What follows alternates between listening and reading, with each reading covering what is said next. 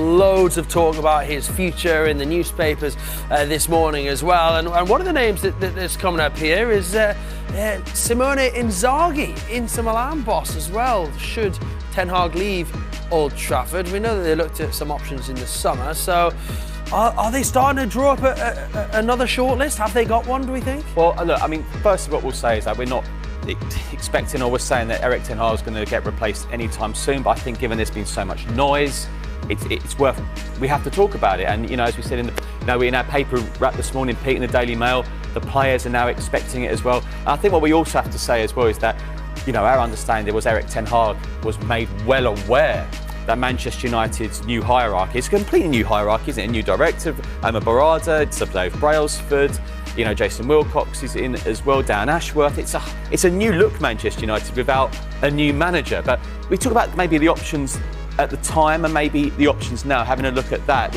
Potential replacements in the summer, one being Roberto De Zerbi, of course now at Marseille, Mauricio Pochettino, now the United States head coach, Thomas Tuchel leaving Bayern Munich.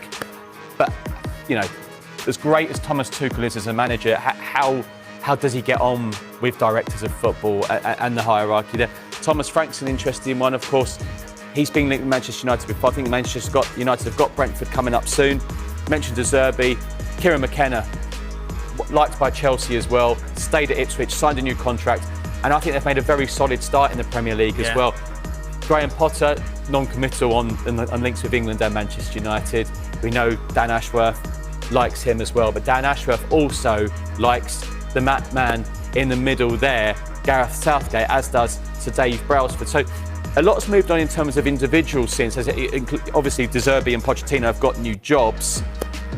Gareth Southgate, that has changed. He did end up leaving England in the end, so it's ever so interesting.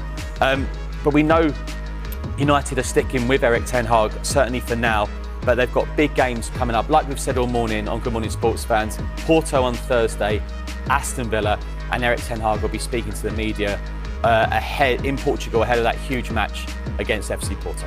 Okay, Michael, some list, isn't it? It is some list.